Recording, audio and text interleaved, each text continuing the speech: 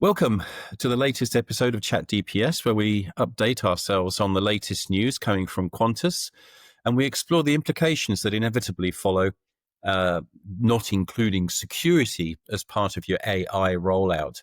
Hello, Robert. Hello, Adam. Great to have you both along with us this week. Thank you. So the first story this week is about police arresting 3 people linked with the group accused of the Qantas cyber attack. They've been arrested in the UK. So there's a lot of speculation around this. So the news stories are suggesting that that this is a group that was it a 17-year-old, a 19-year-old, and a 20-year-old or something. And these are also responsible for Marks and Spencers, but that sort of seems a little bit too good to be true, doesn't it? Sort of like a few teenagers. The National Crime Agency in London has arrested these three people, and there's I think it's actually 4, isn't it? Two 19-year-old men and a 17-year-old boy and a 20-year-old woman. That were arrested on suspicion of blackmail, money laundering, organised crime, and contravening the Computer Misuse Act, which I think is something from the UK, Robert. Those arrested in the UK are believed to be affiliated with the notorious cybercrime gang Scattered Spider, which cybersecurity experts have linked to the hacks of the 3 UK retailers, that's the Co-op and Harrods and Marks and Spencers. And the aviation stuff going on here in Australia at this moment with Qantas. So Scattered Spider has 4 arrests. This can't be the full extent of the notorious group, though, can it, Robert?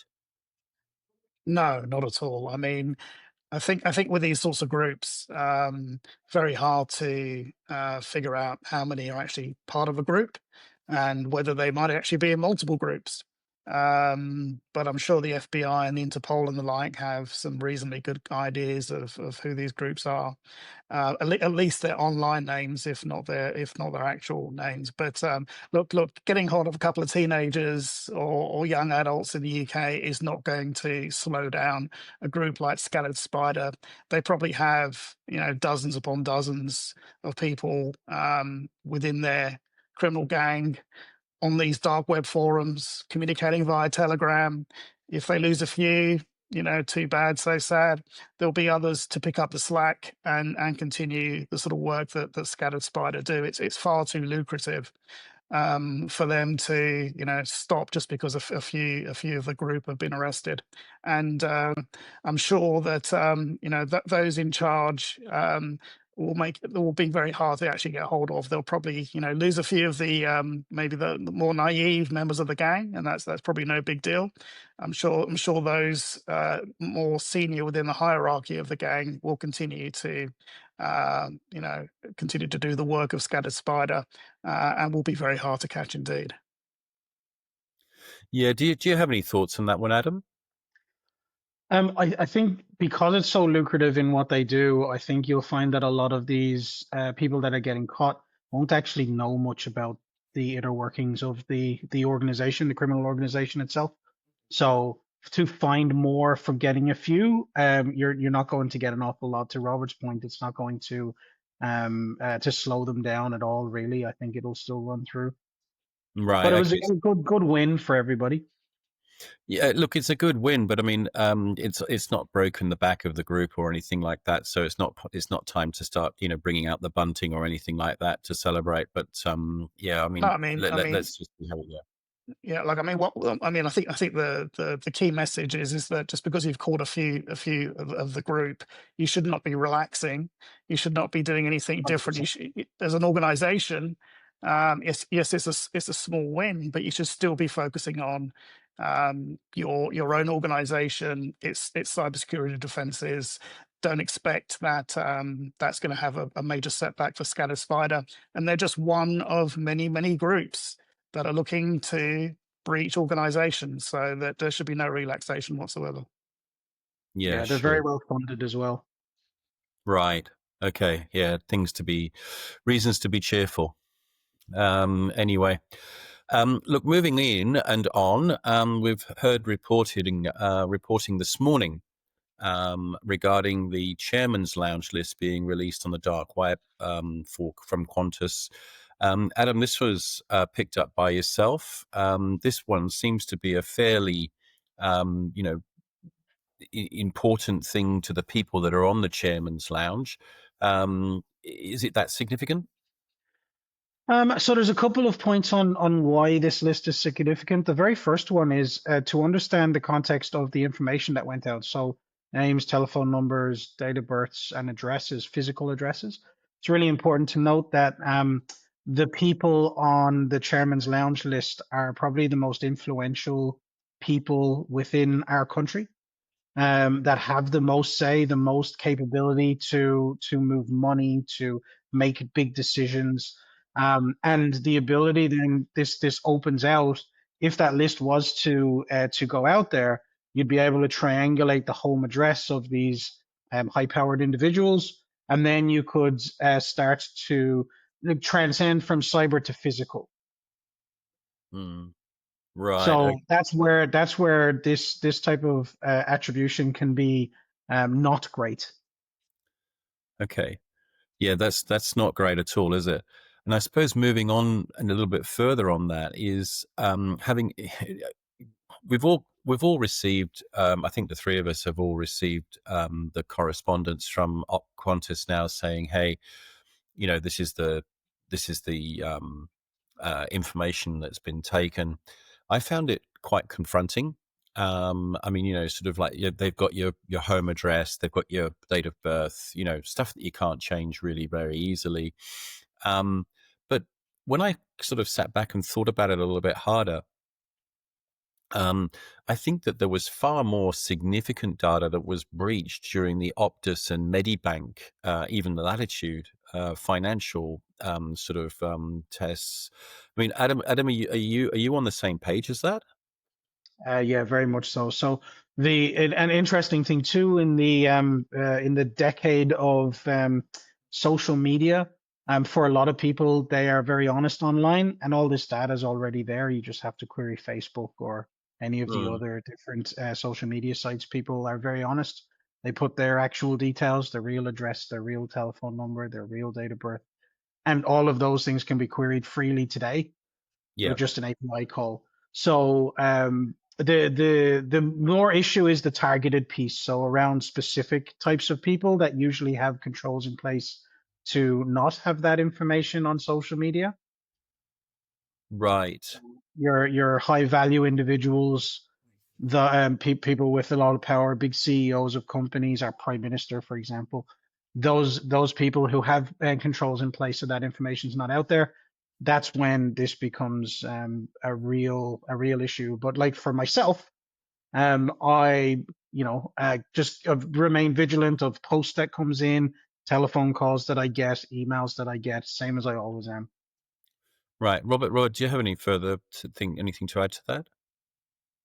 Well, I think you make a good point, Nick, about there's perspective needed as well, and I think Adam's touched on this as well. So there's a lot of information already out there on the dark web because of the previous breaches, and for the ordinary person, a lot of sensitive information is already out there, particularly in relation to the Medibank breach. So um, I think Adam's advice is very sound in terms of protecting your information and making sure that you're vigilant in terms of scams.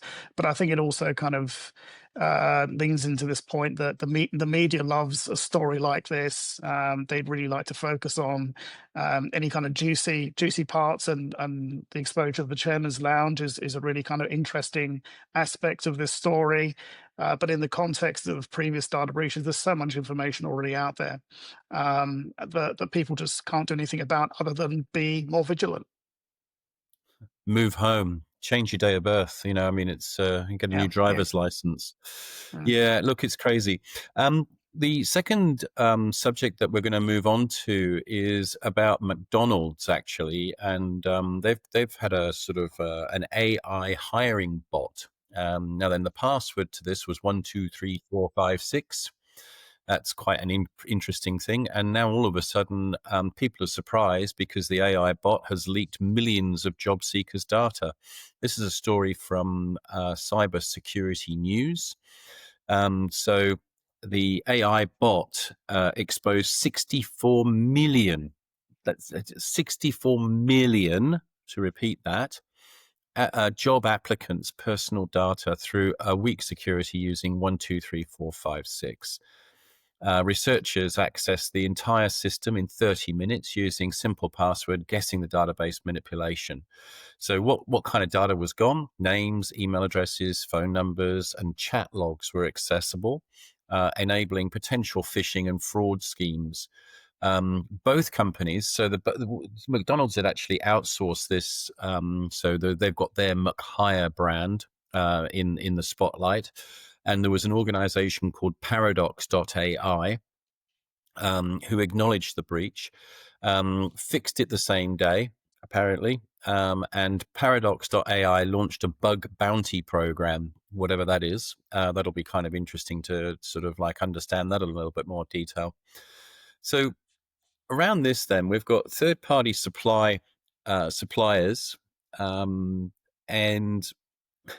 yet again, the old chestnut. You can't outsource that risk. I mean, it's a risk management thing, right, Robert? Yeah, absolutely. It falls under governance, and it's quite interesting to look at the public reporting. So McDonald's blame Paradox. Paradox accept the responsibility for exposing or having this so-called test account exposed to these security researchers. But at McDonald's immediately point the finger at Paradox and say, well, that's really bad of that particular vendor. But ultimately, if and there wasn't actually a breach. So these are just security researchers accessing this particular AI hiring bot. So the question comes back to, because if there had been a breach, it's McDonald's which is going to be in the firing line of sight. It's not going to be Paradox. That McDonald's are going to be the ones making the headlines. So from a governance perspective, they're the ones that should be asking the questions. If we're going to implement this particular AI hiring bot, what are the risks involved? It should be going through their risk committee. If it's being presented to the board, it should come with a proper risk assessment. So if we're implementing it, what are the things that can go wrong? What controls are we putting in place to make sure that this particular product is secure and doesn't expose personal information of the people using this? So you have to be looking at this from a risk-based perspective, and you actually have to be doing the proper assessments and putting the proper controls in place. And it would seem, again, we're just speculating, we don't know, that the inappropriate security controls were put in place. So we've seen from Paradox since then, as well as this bug bounty, they've put in, I think, multi-factor authentication. They've put a few other kind of controls in place, which you would think should be there by default. So you would have to say that whatever due diligence McDonald's did in terms of the security side of this particular product was not up to scratch. So yes, it comes back to McDonald's as the principal hiring in this particular product, maybe rebadged as McHire, but ultimately it's the buck stops with McDonald's. Yeah, so the race to AI, everything's got AI in it these days. The race to AI was fraught with danger because nobody really paid any attention to common sense or where the governance was. I mean, who was responsible for governance in that organization, I guess, is the really big question. Mm-hmm. But Adam, moving on to you. I mean, 1, 2, 3, 4, 5, 6. Yep. What's that all about? I mean, respectfully, I mean, there are so many things that they could and should be doing differently to that. Yeah. So it's common to see usernames and passwords like this, because remember the user account was also 1, 2, 3, 4, 5, 6. That's why it was really, really bad. This happens in early phase testing. You get a relatively easy username and password so that you can get through your testing very quickly through scripting and whatnot. Those type of accounts should never be available once things hit the internet and go live. They should only ever be inside a sandbox idea, and even then, Me as a security person, I don't think they should be in the sandbox either. But businesses have to make things as efficient as they can. The issue with these types of accounts is it's just a symptom of neglect. And to Robert's point before around governance, and when it comes to these type of cloud products, companies have forgotten that it's your responsibility to lead your vendors. And they will remember that in physical space. They'll remember that with a logistics company. They'll tell them what they need. It has to be to a place at a certain Yeah. time. It has to be to a standard. It has to be non-broken, blah, blah, blah. But they don't follow that into the virtual world when it comes to these type of SaaS solutions. Yeah, I suppose I'm just really concerned about the sort of the access there, but also the fact that you've got multi-factor authentication, you've got a range of different things, wrap passwords that people can use. But in this particular instance, and this is really highly sensitive data, and there was no data protection actually protecting that data. So even these larger end of town organizations are ignoring the advice of industry and of the legal fraternity to say you really must start looking after the crown jewels, the stuff with personal data in it must be protected. And I've said before, is this just a sort of like a spreadsheet cost exercise? Oh, we know we can't afford that, or but you can afford to pay millions in fines to scurrilous groups that are actually sort of blackmailing you for money. There's a couple of issues here. I think data protection, first of all, it's not optional. And I think you mentioned the legal obligation and everything else, but I feel there's just a moral obligation for companies to protect the data of their customers and their employees. And to not do that in such a way, or not do their due diligence in such a way, that shows neglect of that that moral responsibility, as far as I'm concerned, from that side of things.